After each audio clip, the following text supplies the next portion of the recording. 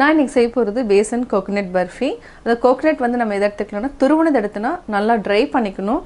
நெய் விட்டு ட்ரை பண்ணிவிட்டு நம்ம செய்யணும். இதுக்கு வந்து என்னென்னா சுகர் பவுடர் ஆட் பண்ணி தான் செய்ய போகிறோம். வாங்க எப்படி செய்கிறதுன்னு பார்க்கலாம். பேசன் பர்ஃபிக்கு தேவையான பொருட்கள் நம்ம கடலை மாவு 150 கிராம் எடுத்துக்கலாம். 150 கிராம் சுகர் எடுத்துக்கலாம். இது கூட ஏலக்காய், கோகோனட் வந்து டெசிகேட்டட் கோகோனட் தான். இதை வந்து 1 கப் எடுத்துக்கலாம், அதாவது 100 கிராம்ஸ் எடுத்துக்கலாம். இதை வந்து நெய் ஊற்றி நல்லா வறுத்துக்கணும். அதாவது எவ்வளோக்கு எவ்வளோ நம்ம வறுக்கிறோமோ அந்த அளவுக்கு வாசம் நல்லா வரணும். அப்போ தான் வந்து பர்ஃபி வந்து டேஸ்ட்டாக இருக்கும். இப்போ எப்படி செய்கிறதுன்னு பார்க்கலாம். 1 டேபிள் ஸ்பூன் அளவுக்கு நெய் போட்டுக்கலாம். கடலை மாவை வறுத்துக்கலாம். இதுக்கு வந்து மினிமம் வந்து 75 ml நெய் வந்து நம்ம ஆட் பண்ணணும். அப்போ தான் வந்து கரெக்டாக இருக்கும். கொஞ்சம் கொஞ்சமாக நம்ம ஆட் பண்ணிக்கலாம்.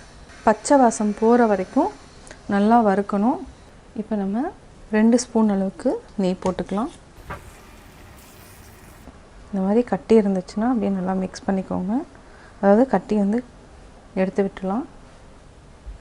இந்த மாதிரி வறுத்துட்டே இருந்தால் என்னென்னா அந்த கடலை மாவுனோட பச்சை வாசம் போயிடும். இல்லைனா வந்து சாப்பிட்றப்ப என்னென்னா ஒரு மாதிரி பச்சை வாசம் அடிக்கும். அந்த கடலை மாவுனோட ஸ்மெல் அப்படியே இருக்கும். அதனால் இந்த மாதிரி சிம்மில் வச்சுட்டு நெய்யில் கொஞ்சம் கொஞ்சமாக போட்டு இந்த மாதிரி வறுத்துட்டே இருக்கணும். நல்லா வறுத்துக்கலாம். இப்போ நம்ம டெசிகேட்டட் கோகனட்டையும் நம்ம ஆட் பண்ணிக்கலாம். இதையும் நல்லா வறுத்துக்கலாம். வாசம் நல்லா வர ஆரம்பிக்கிறது. ஒரு 3 நிமிஷம் வரைக்கும் சிம்மில் வச்சுட்டு நல்லா வறுத்துக்கலாம். இப்போ நம்ம இன்னொரு டீஸ்பூன் அளவுக்கு நெய் விட்டுக்கலாம். நல்லா உருகட்டும். இப்போ நம்ம சுகரை நம்ம பவுட்ரு பண்ணிட்டோம்.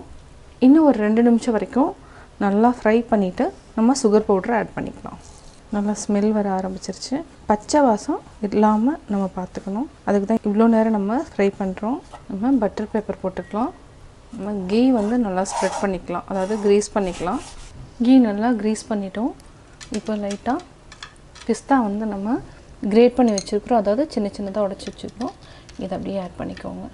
இது வந்து என்னென்னா கார்னிஷிங்க்கு மேலே வந்து பார்க்குறதுக்கு ரொம்ப அழகாக இருக்கும். அதே மாதிரி நட்ஸ் ஆட் பண்ணுறதுனால உடம்புக்கும் நல்லது. 5 மினிட்ஸ் ஆகிடுச்சு. இப்போ நம்ம ஆல்ரெடி அரைச்சி வச்சுருக்கிற சர்க்கரை, அதாவது சர்க்கரை பவுடர் ஆட் பண்ணிக்கலாம்.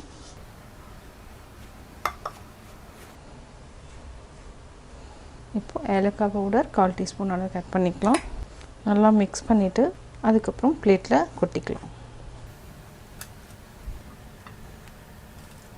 இதை நல்லா ப்ரெஸ் பண்ணி விடணும்.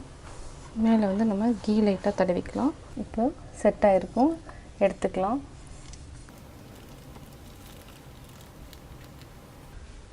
சுவையான பேசன் கோகனட் பர்ஃபி ரெடி.